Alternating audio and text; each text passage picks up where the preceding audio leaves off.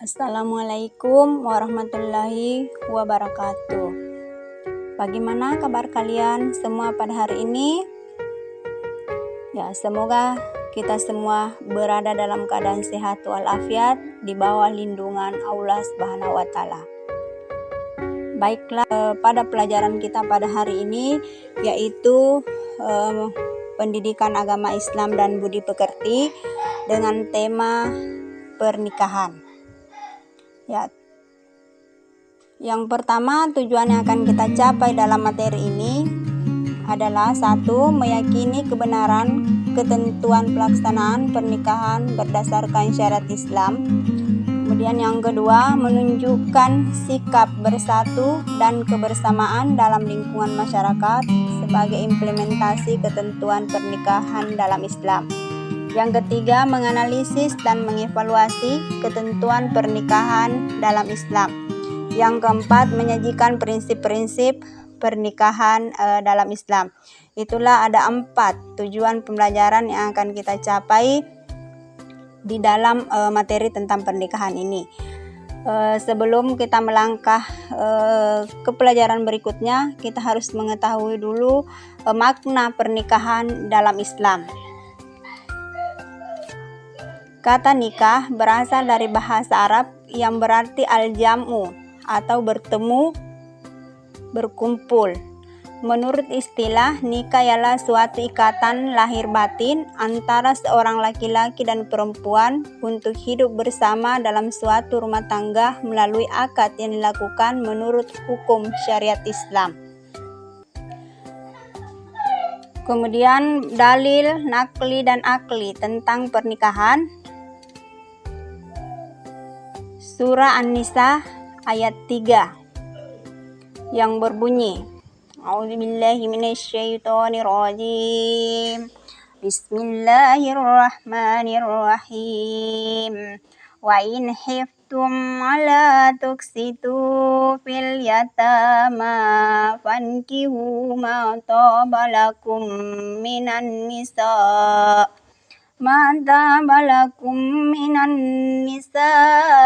masna wa thulatha wa ruba'a fa in khiftum ala ta'dilu fawahidatan aw ma malakat aymanukum dzalika adna aw la ta'ulu. Kemudian hukum pernikahan. Menurut sebagian besar ulama, hukum asal nikah adalah mubah, dalam artian boleh dikerjakan dan boleh ditinggalkan.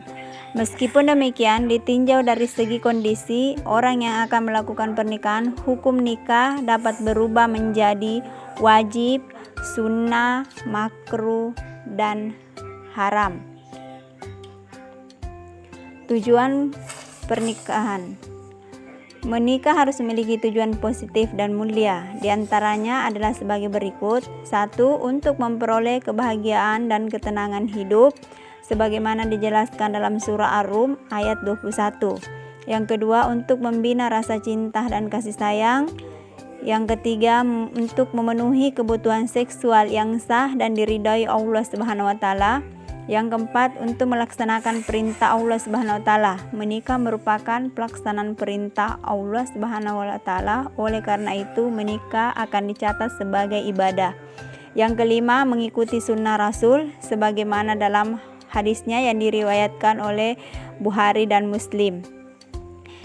Yang artinya nikah itu adalah sunnahku. Barang siapa tidak senang dengan sunnahku, maka bukan golonganku. Yang keenam, untuk memperoleh keturunan yang sah. Berikutnya, rukun dan syarat pernikahan. Rukun nikah: 1. Calon suami, 2. Calon istri, 3. Wali, saksi. Yang kelima, ijab kabul.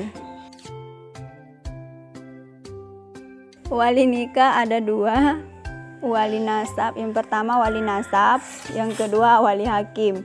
Wali nasab yaitu wali yang mempunyai pertalian darah dengan mempelai wanita yang akan dinikahkan.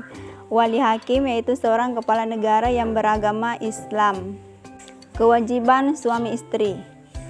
Kewajiban suami memberi nafkah pakaian dan tempat tinggal kepada istri dan anak-anaknya sesuai dengan kemampuan diusahakan. Yang kedua, menggauli istri secara ma'ruf, yaitu dengan cara yang layak dan patut, misalnya dengan kasih sayang, menghargai, memperhatikan, dan sebagainya. Yang ketiga, memimpin keluarga dengan cara membimbing, memelihara semua anggota keluarga dengan penuh tanggung jawab. Berikutnya, membantu istri dalam tugas sehari-hari, terutama dalam mengasuh dan mendidik anak-anaknya agar menjadi anak yang soleh. Kewajiban istri, patuh dan taat pada suami dalam batasan yang sesuai dengan ajaran Islam. Kedua, memelihara dan menjaga kehormatan diri dan keluarga serta harta benda suami. Yang ketiga, mengatur rumah tangga dengan baik sesuai dengan fungsi ibu sebagai kepala rumah tangga. Yang keempat, memelihara dan mendidik anak, terutama pendidikan agama. Yang kelima, bersikap hemat, cermat, ridha dan syukur, serta bijaksana pada suami. Hak suami istri. Hak suami atas istri.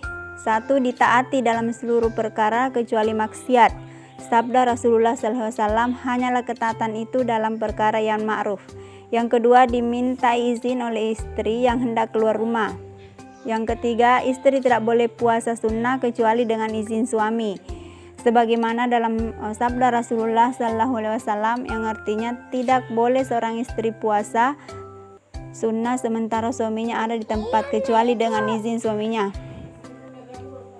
Yang keempat, mendapatkan pelayanan dari istrinya. Yang kelima, disyukuri kebaikan yang diberikannya. Hak istri atas suami.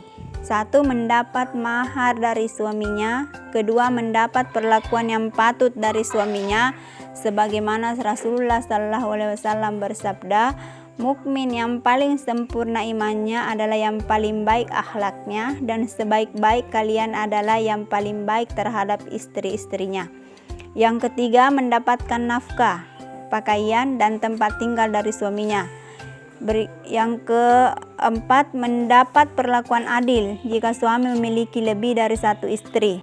Yang kelima, mendapatkan bimbingan dari suaminya agar selalu taat kepada Allah Subhanahu wa Ta'ala. Berikutnya, hikmah atau manfaat pernikahan. 1.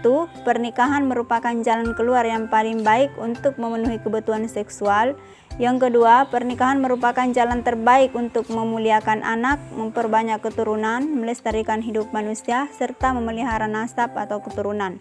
Yang ketiga, pernikahan menumbuhkan naluri kebapakan dan keibuan yang menumbuhkan pula perasaan cinta dan kasih sayang. Yang keempat, pernikahan menimbulkan sikap rajin dan sungguh-sungguh dalam bekerja karena adanya rasa tanggung jawab terhadap keluarganya. Kelima, pernikahan akan mempererat tali kekeluargaan yang dilandasi rasa saling menyayangi sebagai modal kehidupan masyarakat yang aman dan sejahtera. Talak menurut bahasa berarti melepaskan ikatan, sedangkan menurut istilah lepasnya ikatan pernikahan dengan lafal talak. Asal hukum talak adalah makruh karena talak merupakan perbuatan halal tetapi sangat dibenci oleh Allah Subhanahu wa Ta'ala. Rukun talak ada 3, yaitu 1. Yang menjatuhkan talak adalah suami. Yang kedua, yang dijatuhi talak adalah istrinya. Yang ketiga, ada 2 macam cara menjatuhkan talak, yaitu dengan cara sarih, tegas, maupun dengan cara kinayah. Kemudian iddah. Secara bahasa, iddah berarti ketentuan bilangan. Menurut istilah, iddah ialah masa menunggu bagi seorang wanita yang sudah dicerai suaminya sebelum ia menikah dengan laki-laki lain. Masa iddah dimaksudkan untuk memberi kesempatan kepada bekas suaminya apakah dia akan rujuk atau tidak. Lamanya masa iddah. 1. Wanita yang sedang hamil, masa iddahnya sampai melahirkan anaknya. Yang kedua, wanita yang tidak hamil sedang ia ditinggal mati suaminya, maka masa iddahnya 4 bulan 10 hari. Wanita yang dicerai suaminya sedang ia dalam keadaan haid, maka masa iddahnya 3 kali quru, atau 3 kali suci. Wanita yang tidak haid atau belum haid, masa iddahnya selama 3 bulan. Wanita yang dicerai sebelum dicampuri suaminya, maka baginya tidak ada masa iddah. Hak perempuan dalam masa iddah.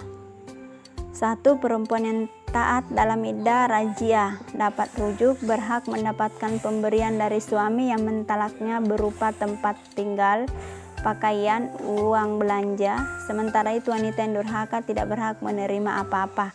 Yang kedua, wanita dalam iddah bain atau iddah talak 3 atau huluk hanya berhak atas tempat tinggal saja.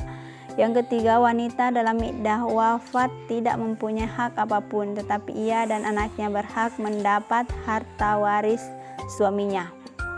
Dan rujuk. Rujuk artinya kembali. Yang dimaksud dengan rujuk adalah kembalinya suami istri pada ikatan perkawinan setelah terjadi talak raj'i dan masih dalam masa iddah.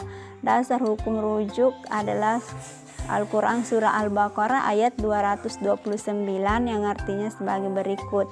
Dan suami-suaminya berhak merujukinya dalam masa menanti itu jika mereka para suami menghendaki rujuk. Hukum rujuk. Asal hukum rujuk adalah mubah, haram apabila si istri dirugikan serta lebih menderita dibandingkan dengan sebelum rujuk. Makruh bila diketahui meneruskan perceraian lebih bermanfaat. Rukun rujuk. 1. Istri dengan syarat pernah digauli, talaknya talak raj'i dan masih dalam masa iddah. Suami dengan syarat Islam, berakal sehat dan tidak terpaksa, sigat, lafal dan rujuk. Kemudian yang keempat adalah saksi, yaitu 2 orang laki-laki yang adil. Demikian video pembelajaran pada hari ini, semoga bermanfaat. Lebih dan kurangnya mohon dimaafkan. Wabillahi taufiq wal hidayah. Wassalamualaikum warahmatullahi wabarakatuh.